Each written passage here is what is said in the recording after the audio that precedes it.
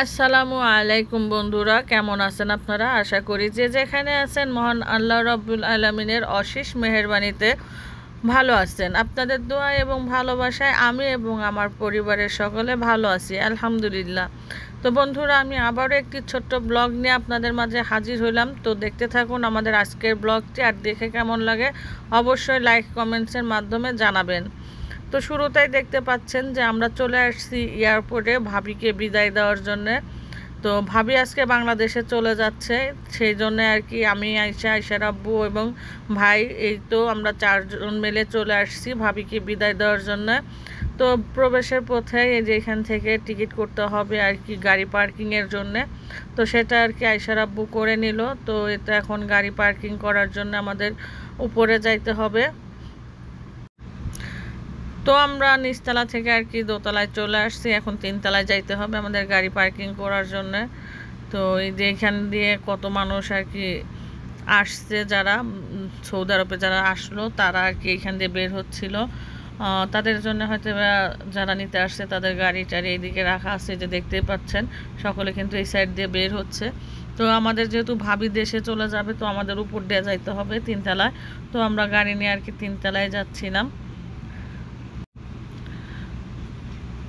তো দেখতে দেখতে আমরা তিনতলায় চলে আসছি। এইখানে আর কি আমাদের গাড়িটা পার্কিং করা হলো। এই পার্কিংটাতে কিন্তু একদমই গাড়ি ছিল না, খুব কম, মানে সামান্য দু একটা গাড়ি ছিল আর কি। তো এই তো আমাদের মালপত্র, মানে ভাবি যে চলে যাবে যে জিনিসপত্রগুলো বাংলাদেশে নিয়ে যাবে, সেগুলোই এখন আর কি গাড়ি থেকে বের করা হচ্ছে। তো আমি এই যে ফ্রিটা ভাবির বাসা থেকে নিয়ে আসছি, যেহেতু ভাবি চলে যাবে, তো এটার তো আর তার প্রয়োজন নেই বা ভাইয়েরও লাগবে না, তো আমি নিয়ে আসছি যদি আমার কাজে লাগে। তো এর জন্য আর কি ভাই ওনাদের বাসা থেকে তার আমার বাসায় আসা হয়নি, তো ডাইরেক্ট এয়ারপোর্ট যাওয়া হয়েছিল। এর জন্য আর কি গাড়ির মধ্যে আমি ওটা রেখে দিয়েছিলাম যে পরবর্তীতে বাসায় নিয়ে যাব। তো যাই হোক, ওইটা আর কি এই কার্টনগুলো বার করার সময় ভাই আর কি ওইটাই আগে বের করে নিল, পরবর্তীতে অবশ্য আবার গাড়িতে রেখেও দিচ্ছে। তো আয়শার আব্বু আর ভাই দুজনে মিলে আর কি কার্টন দুইটা নামাইলো, ব্যাগটাও নামাই ফেলছে। এখন সকলে আর কি গাড়ি থেকে নেমে গেছে। এখন আমরা চলে যাব কাউন্টারে। তো কোন কাউন্টারে যাব সেটাও খুঁজে বের করতে হবে। আমরা এখনও পার্কিংয়েই আছি, দেখতেই পারতেছেন। তো এই তো গাড়ি টাড়ি বন্ধ করে লকটক করে আর কি আমরা এখন চলে যাব। তো আয়শার আব্বু দেখতেছিল গাড়ির জানালার কাজগুলো সব আটকানো আছে কিনা। আর এই তো আমরা রওনা হয়ে গেলাম কাউন্টারে যাওয়ার জন্যে। তো অলরেডি আমরা একটা জায়গায় চলে আসছি, এখানে রেস্টুরেন্ট আর কি, এখানে সকলে খাওয়া দাওয়া করতেছে। তো আমাদের এখন লিফটে করে যাইতে হবে উপরে। তো এখানে মানুষজন খাওয়া দাওয়া করতেছে, আমি একটু লুকাই লুকাই ভিডিও করে নিলাম আপনাদের সাথে শেয়ার করব বলে। যাই হোক, আমরা চলে আসছি। এই তো এখান থেকে সামনে ওই বিল্ডিংটা দেখা যাচ্ছে, ওটাই যাইতে হবে। তো এই গাড়ির রাস্তা পার হয়ে তো আমি চারপাশটা ঘুরে ঘুরে ভিডিও করতেছি। বাংলাদেশে আসলে এরকম সিস্টেম নাই যে ভিতরে গিয়ে মালপত্র বুকিং দিয়ে আসা যায়, তো এরকম কোনো সিস্টেম নাই।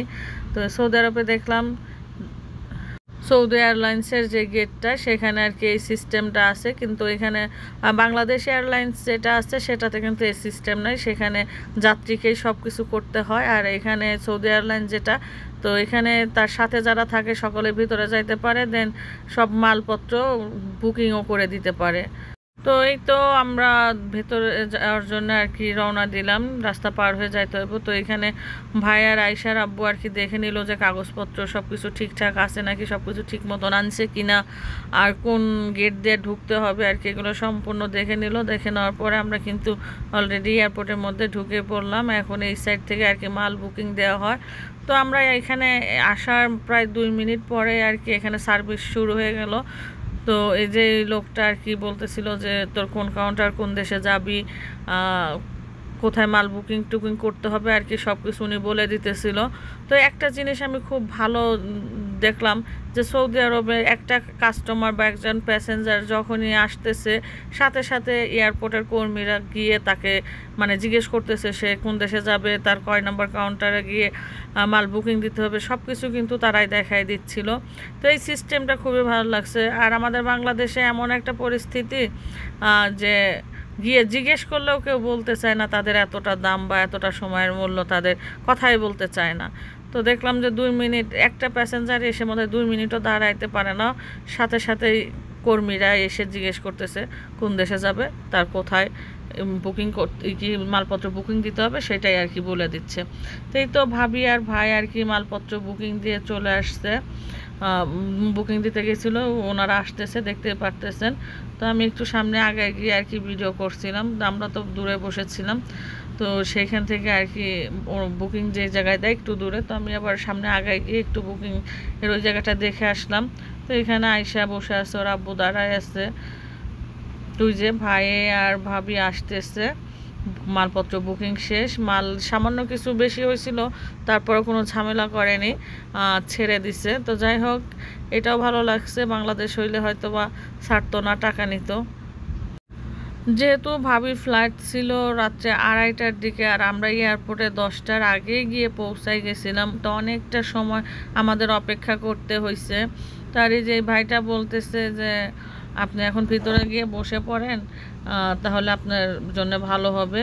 তো যেহেতু এখন অনেকটা সময় বাকি আছে, তো ভাবি বলতেছি একটু পরে যাই, আমরাও বললাম যে ঠিক আছে একটু পরে যান, কারণ এত তাড়াতাড়ি ভিতরে গিয়ে বসে থাকতে থাকতে ওনারও মানে বোরিং লাগবে, একা একা আরও খারাপ লাগবে। তো এখানে আমরা যেহেতু সকলে মিলে আছি, তো যে এখন আর কি বিদায় মুহূর্ত, ভাবি আমাদের ছেড়ে চলে যাচ্ছিল, আসলে খুব খারাপ লাগতেছিল এই সময়, ভাই ভাবি এরা কান্না করতেছিল এই জিনিসটা দেখে। তো আমারও মানে খুবই কষ্ট হইতেছিল ওনাদের কান্না দেখে, কি আর করবো, কিছু করার নেই, কারণ ওনাকে যেতেই হবে যেহেতু ওনার পাসপোর্টের মেয়াদ শেষ হয়ে গেছে। তো এই সময়টাতে একদম আয়সাও কান্না কান্না ভাব, কি আর বলবো, মানে সবারই মন খারাপ ছিল। তো ভাবি যতদিন ছিল ততদিন আয়সা খুব ভালো সময় কাটাইছে আর কি, দুইজনে বন্ধুর মতন মিশছে, তো দুইজনে খুব হাসি আনন্দ মজা টজা করছে, এর জন্য আয়সার আর কি খুব খারাপ লাগতেছিল। আসলে বিদায়ের মুহূর্তটা খুব কঠিন, খুবই কষ্টকর, এই সময়টা আর কি কারোই ভালো লাগে না, সবারই শুধু কান্না পায়। সেই তো ভাবি ইমিগ্রেশনের জন্য লাইনে দাঁড়ায় গেছে, তো দেখা যাচ্ছিল একটু, আমি যেহেতু দূরে দাঁড়াইছিলাম জুম করে আর কি একটু দেখতেছিলাম, পরবর্তীতে আর দেখা যাচ্ছিল না। তো এই যে এখন ভাবি আবার ভিতরে ঢুকতেছে, আর সামনে আরও চেক আছে, তো সেগুলোর জন্য ওটা বোধহয় মেন ইমিগ্রেশন ছিল, তো এখানে শুধু পাসপোর্ট দিয়ে ভিতরে ঢুকে গেছে, তো সামনে ইমিগ্রেশন, এইখানে আর কি মালপত্র কাগজপত্র সব কিছু চেক হবে। তো এই যে ভাবি যাচ্ছে দেখতেই পারতেছেন, তো আমি দূরে থেকে জুম করে আর কি ভিডিও করতেছিলাম। তো তিনি এখন ভিতরে ঢুকে গেলেন, আর তাকে দেখা যাচ্ছিল না, এর জন্য আর কি আমি সামনের দিকে আরেকটু আগে যাচ্ছিলাম, তো তারপরেও আর কি ক্লিয়ার করে আর দেখা যাচ্ছিল না। তো এই যে এয়ারপোর্টের এই সাইডটা কিন্তু দেখতে খুব বেশ লাগতেছিল, কাজ ঝুলাই রাখছে। তো যাই হোক, বাবিকে বিদায় দিয়ে আমরা চলে আসছি। তো এখন রাস্তার মধ্যে সকলেরই খিদা লেগে গেছে, রাত্রে প্রায় 2:30-3টা বেজে যাচ্ছে, তো ক্ষুধা লেগে গেছে, তো সকলে খাইতে বসে গেছি। তো এদিকে ভাবির প্লেনও তখন ছেড়ে দিচ্ছে, ভাইকে ফোন দিছে, তো আমরা খাচ্ছিলাম আর ভাই কথা বলতেছিল, ভাবির প্লেন ছেড়ে দিচ্ছে এর জন্য আর কি বিদায় নিচ্ছিল ফোন দিয়ে কথা বলে। তো যাই হোক আমার ভাই ও বোনেরা, আমি কিন্তু আমার ভিডিওর শেষ প্রান্তে চলে আসছি। আমার আজকের ভিডিওটি আপনাদের কাছে কেমন লাগছে অবশ্যই কমেন্টস করে জানাবেন, ভালো লাগলে লাইক কমেন্ট শেয়ার দেবেন। আর যারা যারা এখন আমার চ্যানেলটাকে সাবস্ক্রাইব করেন নাই তাদেরকে বলি যে আমার ভাই বোনেরা আমার চ্যানেলটাকে সাবস্ক্রাইব করে আমার পাশে থাকবেন, সকলে আমার জন্য দোয়া রাখবেন। আর আমি ভিডিওর শেষ প্রান্তে চলে আসছি, আজকে এখান থেকে বিদায় নিব। সকলে ভালো থাকবেন, সুস্থ থাকবেন, আর আমার জন্য একটু বেশি বেশি দোয়া করবেন। তো আর কথা না বাড়াইলাম, সকলে ভালো থাকেন, সুস্থ থাকেন, আল্লাহ হাফেজ।